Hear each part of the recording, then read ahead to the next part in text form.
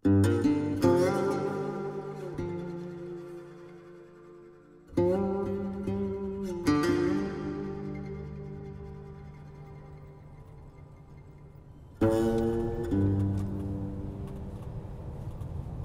važiuoju su savo parduotuvę jau 4 metai.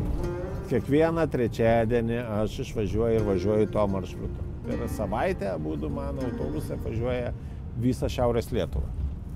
Užsiperki prekes, bandelės duonytė. Tik tai kuniga dar nėra. Na, visas mergaitės įstoja.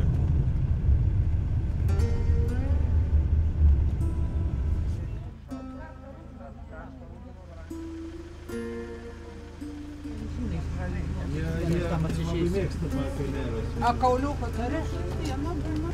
Jo. Va dabar. Prašom kyšių, porą bandelių. 39,20. Iš kur jūs tokius pinigus traukėte? Bažnyčiai gal dalint? Aš visą laiką jaučiau žmonėm, ypač seniem žmonėm, man visą laiką buvo kažkoks, aš jaučiu jam pagarbą.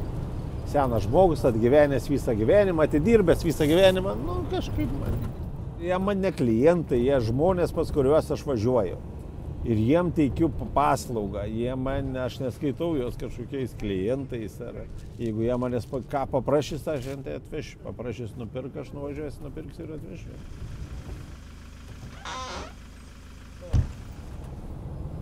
Ta mėsinė gimė ne šiaip, kad man šovė galvą. Žmonės diktuoja, kad mums reikia atvežtum žalios mėsos, mums reikia. Sustoji nuveini į miesto parduotuvytę, žiūri, kad ten to žalios mėsos, kad ten guli šaldytas kažkoks gabalas, nei ten mėsa ir neaišku kokia ir neaišku kas ten numesta, sufasuota. Jeigu aš atvežu šviežią bandelę, jeigu pas į bandelę gali mesti ir žmogų užmušti kaip akmuo, tai ir va konkurentai stovi. Ir jie labai pyksta tada, jie pyksta, skundžiasi, man nebeleidžia važiuoti, kaip tu čia važiuoja. Jis mažyčiai. Žinojau, kas yra mėsa, bet kaip išpjaustoma. Vieną kartą pas mane, pačioj pradžioj mėsininkas, darbininkas neatėjo darbą, guli paršai. O man važiuoti reikia. Atsiverčiau YouTube'ą, kaip išpjaustyti paršiuką, pasitačiau YouTube'ą prieš tave ir pjaušiau pats paršą. O ką daryti? Aišku, ten žmonės pirko nieko nesakė, bet ten šoninė tikrai, gal buvo panašu, bet ten. Tik aš nemoku, ką žinau. Kaip YouTube parodė, tai verbiausti. Nes žmonėms visko reikia, jie negali nuvažiuoti, niekur nusipirkti.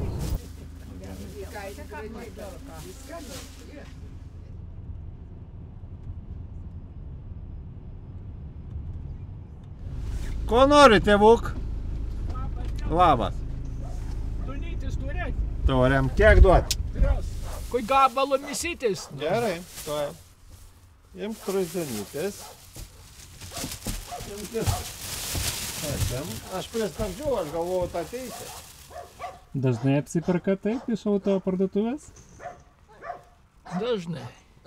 O kodėl? Tik kad niekur negali nuvažiuoti. Nieko nėra aplinkui. Tai reikia į Pasvalį važiuoti, arba į Vaškas. Dėkui. Gerai, skanaus, stabdyk kitas. Iki kitą kartą. Kiek?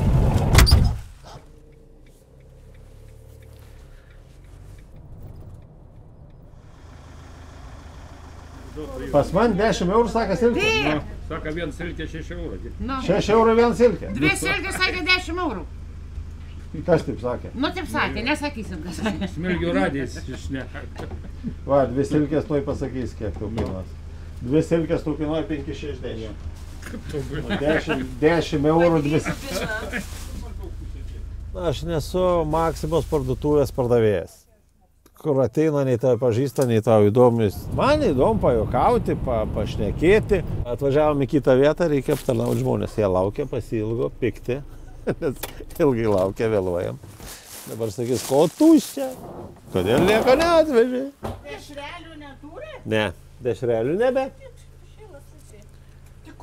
jeigu man reikia. Žiūrėk, nusiperki ventę, susimalį ir pasidarai dešrelį. Ką dar to atvežt kitą? Kauliukų rytai atvežkit, užsirašykit. Šuniukui. Gerai. Dešrelių užrašykit. Tai sakau, ką rašyti tyli. Padėjau viską, tada dešrelių užrašyk. Kiek? Man 6 reikia dešrelių. Na kilogramų užrašykit. O tos lašiniukus galite atpjauti? Gali atpjauti. Per pus. Nors ir 3 dalis gali perpjauti. Ne, per pus. Taigi zylių nebėra, kam tu tėlas? Yra, ojėt, pas mane. Taigi dar jau šilta. Vis tiek ojėt, kiek nori, o įpratę reikia, negali. Jūs, ar jūs žinot, kad negalim šitaip daryti? Žinom. Paplėpė apie jų kavalierius, jų nuotykius, jų kaimynus. Jiem įvykis. Ir man laikas greičiau praeina. O dešrelių? Turiu. Dešrelių taip dalinkitės, kam reikia. Man reikia.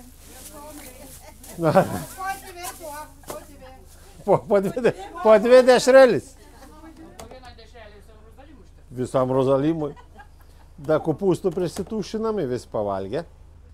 Kaip tik pasibaigė mišios, į labai čia tika. Į labai gerą vietą stovi. Parduotuvė tokių negaus dalykų, kaip čia yra. O ko čia yra? Nu, taigi čia va, ir bulgučių yra, ir lašinukų yra. Nu, gal skanesnė produkcija, nu, nežinau, man patiko, pavyzdžiui, aš praeitą kartą kepeninės nusipirku, jin kaip naminė. Skan. Nu, vien žodžiu, daugiau mėsytės švieži, nebuvo sušaldyt, matas, ką švieži. Nupirkau, va, lašiniuką man reikėjo, va, nori aš tokių lašinukų, kurią atvežu į parduotuvę, taigi viskas ledi. O čia tas švieži, įtraukia. Tai gerai, kad Rolandas atvažiuoja. Žinau, kad gerai, kad tik jis nepabėgtų.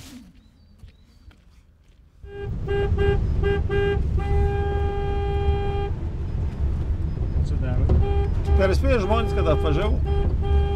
Kaimelius reikia papipsenti visiems perspėti. Kiti sėdi, geria arbatą.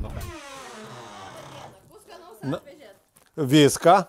Varškėtukų turiu dar, čiburėkų turiu dar, bandelių turiu dar, kapotos tešlos turiu dar, spurgų turiu dar.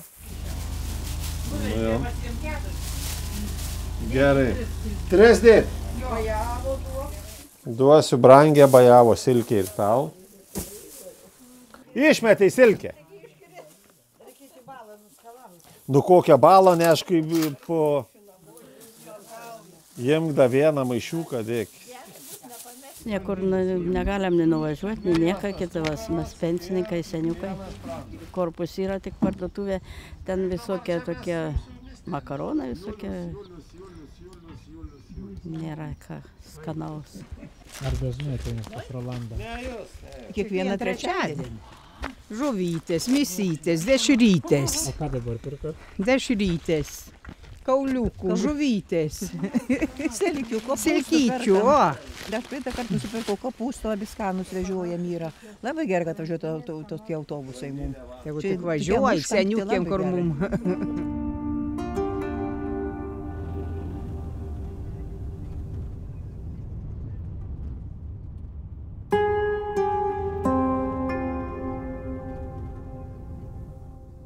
Aš kaip mažas buvau, visi turėdavo senelį, močiutį ir man būdavo vasaros atostogas ar dar į mokyklą. Grįždavau rudenį, aš dabar prisimenu, visi ten pasakodavo su Jėzum. Kaime pas močiutę, pas senelį ten. Aš galvoju, kaip jiem gera. Jie turi kaimą, aš neturėjau. Mano močiutė seneliai mirė ir aš neturėjau kaimą ir nežinau, kas tas kaimas yra.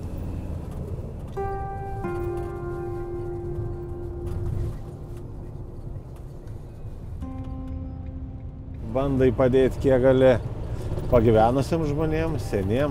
Natūralius dalykas padėti silpnesniam. Aš esu dar, aš nesu jau toks jaunas, bet vis tiek jaunesnis už juos. Ir aš daugiau turiu jėgų ir galimybių jam padėti, negu jis man.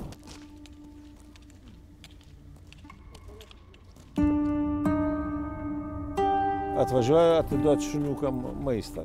Na labas. Atražėlių? Jo. Gerai, gerai. Aš daug turiu. Kiek čia yra?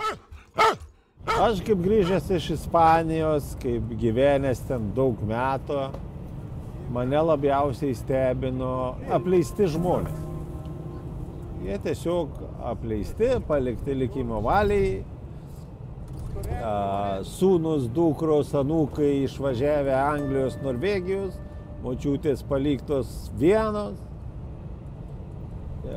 Socialinių darbuotojų net nežino, ar buvo ar nebuvo atvažiavę ir niekam taip nerūpia. Ir ypač seniūnam, kurie jo tiesioginiai žmonės, yra tokių seniūnų, kur absoliučiai jiem net neįdomu, ar ten sniegą nukasti. Girdžiu, kad nuvažiuoju, aš negaliu įvažiuoti pa žmogų, jisai sako, kodėl jūs neskambinat seniūnui? Sako, skambinau seniūnui, sakė, jūs skambikit į Vilnių, kuo daugiau skambisit, tada jums nukas. Tai kaip gyvenat? Yra pusė bėdos. Seniūns net važiuoja?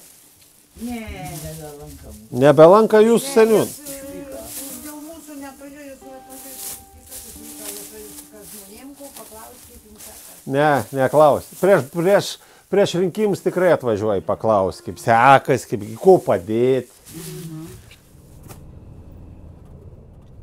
Kaimai ir bendruomenės yra, kai kurios yra susitvarkiusios, vis tvarkoj, bet dauguma labai apleistas. Tas požiūris į seną žmogų. Senas reiškia, jam nieko nereikia, jam niekam neįdomu. Tai va, ir gaila senų žmonių, iš tikrųjų gaila, nes, gaila jų. Jis nekaltas, kad visi pasensi. Jiegi nekalti, kad jie pasensti ir kad jokie rūpesčio kažkoks tai vis tiek turi būti. Kažkoks rūpestis turi būti. Ir galvoju, neduok Dieve, pats toks būsi. Kas ten žino, koks senatvėj. Čia labai sunkiai vaikšto ta močiutė. Irgi atraižudos šuniukai. Žiūrėk, mašinų nėra ir anūkų nėra gal. Įdomu, kas ateis, ar ne? Keista. Pirmas gal taip. Tai va, atvažiuoja, gal kas atsitiko, žinai, gal tikėkimės nieko blogo. Kas užstringa, tai va, netektis. Netektis, mirtis, kaip vėl pravažiuoji, vėl pamatai, vėl prisimeni, tik tie ir pasilieka. Važiuodavau pas tokią močiutę, einam žinatelis, numirė ta močiutė. Ir jinai atvažiuodavo, dukra prašydavo, kad pasimtų savi, nors žiemos laikotarpį, išsivežti tą močiutę. Jinai nevažiuodavo. Nevažiuodavo dėl to, kad aš atvažiuodavau. Sako, nevežk manęs, pas mane nebeatvažiuos mano pardavėjas. Vienu pasėti, sėdamės virtuvėse, prie stalo, jin man sudiktuoja. Jin žino atmintinai, ką aš turiu. Kaip išvežė iš slaugos namus, po kiek laiko paskambina dukra, ar tu dar važiuoji? Sakau, važiuoji. Ar atvažiuosi pas mamą? Čia skambinam iš tokį, sakau, žinau, pasakė, iš kokią veikia. Ar mama labai nori, jin iš slaugos namų nori grįžti, bet klausia, ar tu tik tai atvažiuosi? Sakau, tegul grįžta, atvažiuosi. Ir po to vieną kartą važiuoju, žiūriu stovi greitoji, žiūriu stovi policijos mašina prie, aš pravažiuoju, net nebestoju. Net nebėjau, kur, ką aš tenai. Bet tai tada reiškiasi ir viskas. Nes po to jau kitą savaitę važiuoju, jau langai viskas užkalta, durys užkaltas. Nebevažinėjom po tuos mažus, nes mažuose kaimeliuose viskas išmirė. Miršta, labai daug miršta ir dažnai, ir dabar va, pravažiuoji, vis pasižiūri, žiūrėk, čia važiuodavau, žinai, kad jau nebėra, ar ten kaimynai pasakė, kad jau nebėra. Jo, labai gaila. Alio. Labą. Taip. Atvažiuoju dabar. Lekiu, būkit toj. Kiek šiandien skambino, nes vėluoju. Jie sėdi, jam pas juos įvestas mano Tikriausiai mano numeris, po to eina kunigo, po to seniūno, bet pirma mano. Prašom, ačiū, kad skambinat, rūpinatės. Man principas yra, aš eisiu už teisybę visą laiką. Da vištos valgyti noriu. Sveiki, kaip gyveni? Tiek gal dirb buvai, kur išvažiavęs, nesirodai. Kas ten susirenka tuose kaimuose? Aš jeigu čia vešiu alų, tai ten tos moteryčių mažai būtų. Ten būtų iš visų kaimo, jūs mes kaip atvažiuojam, jūs nematot, nes ateina normalų žmonės apsipirkti mėsą, nes visi žino, kad pas mane alaus nėra. O vežiočiau alų, tai būtų eilė. Eilė stovėtų, prašytų duok ant kryžiaus, rytoj sumokėk, kitas iki atvažiuosi atiduosiu, duok man vieną pakuotę alaus, kitą pakuotę alaus, visi. Aš turėjau problemų Ispanijai su alkoholiu. Aš šitą žinau, aš žinau, kas tas yra ir patikėkit, jeigu žmogus jau serga ir dar tu jam padedi, paprasčiausiai padedi sirgti, padedi klimt giliau, pats atvežė jam į namus. Jeigu tu nesilaikysi savo principų, nebūsi garbingas žmogus. Į duonos įsilikė į viską. Į kupustų, į žurelių, į šonkaulių, į faršą. Bet jūs nebe pirmą kartą. Ne, visą laiką mes pastoviai čia mes. Nuolatinis. Pasakyti, kodėl čia ateinat, nes parduotuvių lyg ir turit, atrodo. Turim, bet čia pigiau. Bet tokios nebūn mėsos. Mes čia pigiau įgaunam. Tai gerai, kiek sumokėjai už tą dešrą? Nežinau, kiek pusė buvo. Ne, tai jau tas pasimė. Va, imk, čia, eik namo. Ei, Antanai, kam dešro paėmė Algi? Ne, nieko. Į kiemą, žiūrėk, Antanas atiduos. Jam padavė, to sumokėjau, jam padavė, supranti. Kaip paliokai to, jam nunešė, jį atidavė. Jūs atiduosdavo, taugi mokėti nebereikės. Ei. Buvo škantė. Nuvažiuok, tik čia pro darželį. Nuvažiuok, kas iš...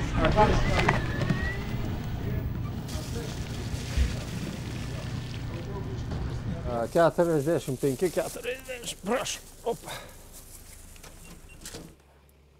O kiek tos ponskos kainuoja? 9 € kilograms. Brangios jos. Nu, nesvarbu, kaip 4. Gyvenimas piniginių atžvilgių gal ir gerėja. Ta pati močiutė, aš kartais jau iš to įpratimo sakau, pirkit pigesnę dešrą ar pigesnę mėsą gabaliukas. Tai man sako, ką man pigesnė? Bulkutės yra 2 brangiau negu malta mėsa. Bulkučių kilogramą. Pirmą išsiparduoda bulkutės. Pas mus kita problema yra. Trūksta, kad kažkas juos išklausytų ir... Na, papykit. Per pus pigiau. Tas žmogus gal patogiau gyvena biškiai, jis gal gali nusipirkti, bet ar jau geresnis gyvenimas, sakyčiau, jeigu pas tave atvažiuoja socialinė darbuotoja, tavęs išklauso, tave nuveža, yra žmonių, kurie maksimui nebuvę, tave nuveža tas socialinis darbuotojas, nuvažiuoja su tavimi į miestelį didesnį, tau nuperka vaistų, tavim pasidomi, kaip tu gyveni. Nu, kas toliau močiutė? Tiem kaimeliam tai šakės. Jeigu nepasikeis pas mus situacija, tai... Taip nebuvo, kad, oi ne, šiandien nenoriu į darbą. Ne, būdana, grįžtu pavargęs. Stovėjimas, lankstimas ir važiuoti, ir vėl pasikrauti, ir vėl važiuoti į rūkyklą, ar dar kur važiuoji ir judi, lėki. Ir galvoju, pral, kokias 3 dienas į kokią sanatoriją pagulėti ramiai. Ne, taip nebuvo. Eini, dirbi. Žinai, kad reikia vežti žmonėm, tai jis laukia, reikia.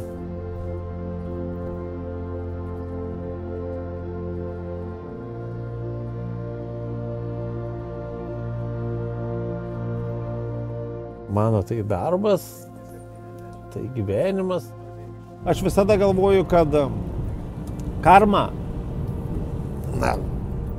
kitiem atrodys banaliai, bet kad jinai egzistuoja. Kad vis tiek tu... Ispanų yra posakis.